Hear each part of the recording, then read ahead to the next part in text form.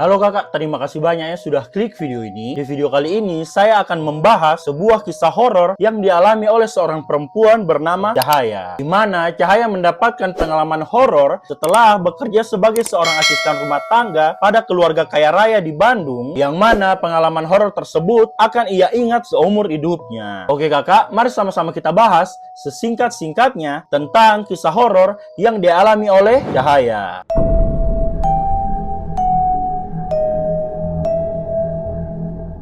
Jadi kakak Cahaya sendiri adalah anak kelima dari 7 bersaudara yang lahir pada tanggal 16 Desember 1993 dan berasal dari sebuah desa kecil di Jawa Tengah dari pasangan suami istri bernama Pak Soleh dan Bu Lasmini. Sejak kecil Cahaya sudah peka terhadap hal-hal mistis, yang mana hal tersebut karena mendiang nenek Cahaya yang merupakan seorang dukun di kampung tempat mereka tinggal. Sejak kecil Cahaya sudah terbiasa melihat penampakan-penampakan yang tidak bisa dilihat oleh orang normal. Ia menghabiskan masa kecilnya di desa tersebut hingga beranjak dewasa. Setelah menyelesaikan pendidikan SMA-nya, Cahaya mendapatkan informasi dari teman sekampungnya yang bekerja sebagai ART di Bandung bahwa ada seseorang yang membutuhkan ART. Cahaya yang mendapatkan informasi tersebut tertarik dan bertanya lebih lanjut tentang lowongan ART tersebut. Tanpa basa-basi, temannya memberikan kontak Cahaya kepada calon majikan. Saat bernegosiasi, sang calon majikan menawarkan Cahaya gaji sebesar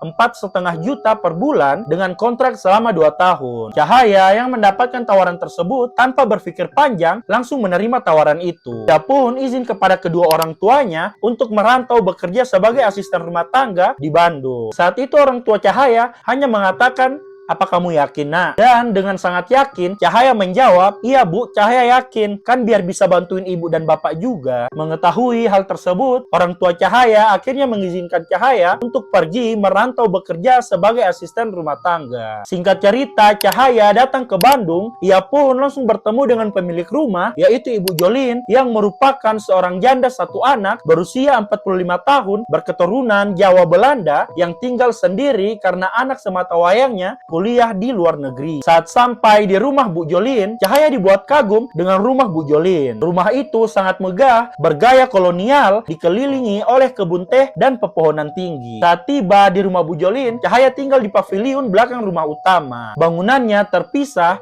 kecil, namun cukup nyaman untuk satu orang. Saat pertama kali Cahaya tinggal di sana, semua terasa baik-baik saja. Namun setelah lewat 1 minggu, gangguan-gangguan aneh mulai terjadi. Malam itu sekitar pukul 1 dini hari, Cahaya terbangun karena suara langkah kaki berat di luar paviliun. Suaranya pelan, berat, terdengar seperti menyeret kaki. Cahaya pun mengintip dari balik tirai jendela, tapi tidak ada siapa-siapa. Saat Cahaya berbalik untuk kembali tidur, terdengar suara duk-duk-duk di dinding belakang kamarnya, seolah-olah ada seseorang yang mengetuk pelan dengan kepalan tangan besar. Saat itu jantung Cahaya berdegup kencang. Cahaya memberanikan diri membaca doa-doa yang diingat dan mencoba memejamkan mata. Tapi suara itu tidak berhenti, bahkan semakin keras, seperti bukan ketukan, melainkan benturan kepala ke dinding. Esokan paginya, Cahaya memberanikan diri bertanya kepada Ibu Jolin apakah ada binatang besar atau penjaga malam yang berkeliaran. Bu Jolin hanya tersenyum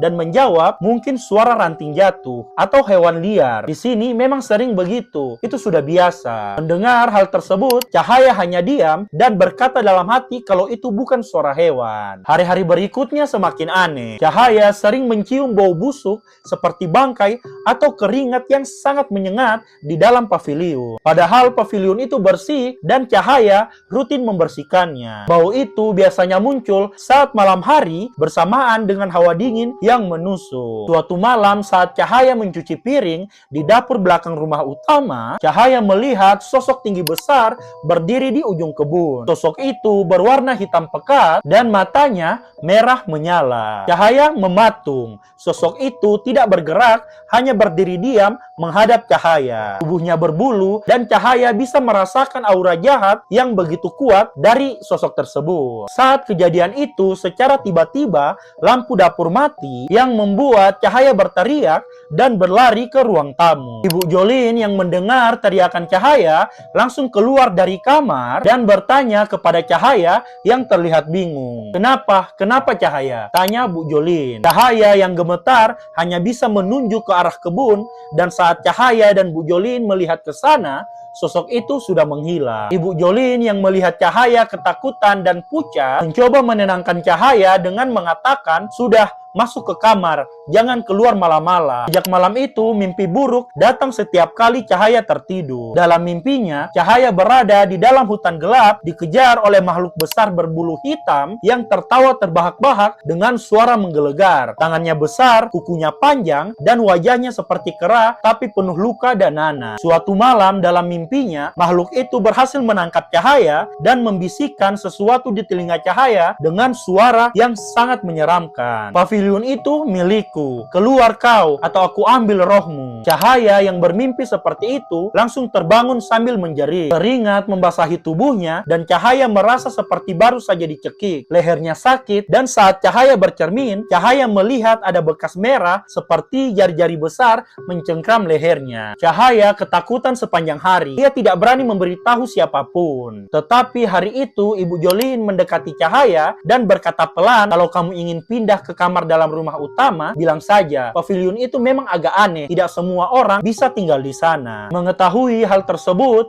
akhirnya Cahaya memberanikan diri bertanya kepada Bu Jolin, "Maaf Bu, apa benar ada sesuatu di pavilion itu?" Bu Jolin yang mendapatkan pertanyaan tersebut terdiam sejenak, lalu menghela napas panjang dan mengatakan, "Dulu pavilion itu adalah tempat tinggal kakek buyut dari suami saya. Ia orang Jawa Tulen, penganut ilmu kejawen tingkat tinggi. Konon ia memelihara makhluk penjaga yang disebut genderuwo. Ketika ia meninggal, tidak ada yang mengusir makhluk itu. Beberapa pembantu sebelumnya juga mengalami hal yang sama, diganggu, tapi biasanya kalau kita tidak takut dan tidak mengganggunya, dia akan diam saja." Cahaya yang mengetahui hal tersebut terdiam seperti menyesal tidak bertanya dari awal. Tapi semuanya sudah terlambat, Kakak. Karena Cahaya sudah mengalami berbagai kejadian mistis di pavilion tersebut. Malam pun tiba. Malam itu adalah malam yang paling mengerikan yang pernah dialami oleh Cahaya. Sekitar pukul 2 dini hari, Cahaya mendengar suara pintu pavilionnya dibuka pelan. Padahal Cahaya sangat yakin sudah mengunci pintu. Setelah mendengar pintu pavilion terbuka, Cahaya kemudian mendengar suara langkah masuk berat, pelan, seperti sesuatu yang sangat besar berjalan di atas ubin. Cahaya juga mendengar suara tertawa yang sangat seram. Cahaya yang mendengarkan hal tersebut langsung bersembunyi di balik lemari dengan nafas yang sangat berat. Saat sedang bersembunyi, Cahaya mencoba mengintip dan melihat sosok itu. Cahaya melihat sosok genderuwo, tubuhnya hitam, besar, hampir menyentuh langit-langit, matanya menyala merah, mulutnya menganga, dan dari tubuhnya keluar bau yang sangat menjijikan. Ia mengendus-ngendus udara seperti sedang mencari Cahaya. Genderuwo itu lalu berkata, "Aku tahu kau di sini, Cahaya. Tubuhmu wangi. Aku suka." Mendengar hal tersebut, Cahaya hampir pingsan saat genderuwo itu bergerak mendekat ke arahnya. Tapi Kakak, secara tiba-tiba pintu pavilion terbuka lebar dan suara gemelan terdengar samar dari kejauhan. Genderuwo itu yang mendengar suara gemelan menjerit marah, kemudian lenyap dalam kabut hitam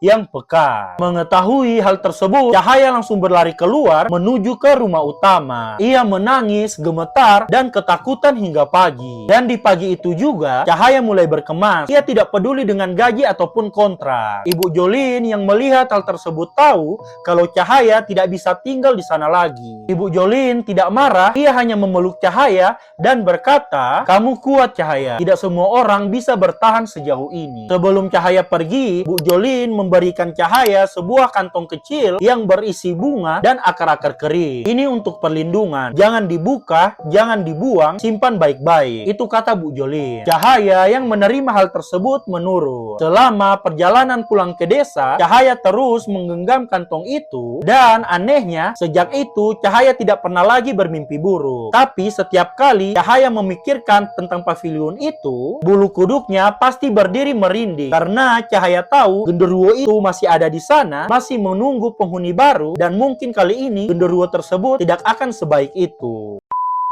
Nah, itu tadi Kakak pembahasan singkat tentang kisah horor yang dialami oleh Cahaya. Bagaimana menurut kalian, Kakak? Kalau Kakak pengen saya bahas kasus kriminal, kisah horor, atau apa saja yang saat ini sedang viral, Kakak bisa komen di bawah request pembahasan menarik apa yang bisa saya bahas di video selanjutnya. See you!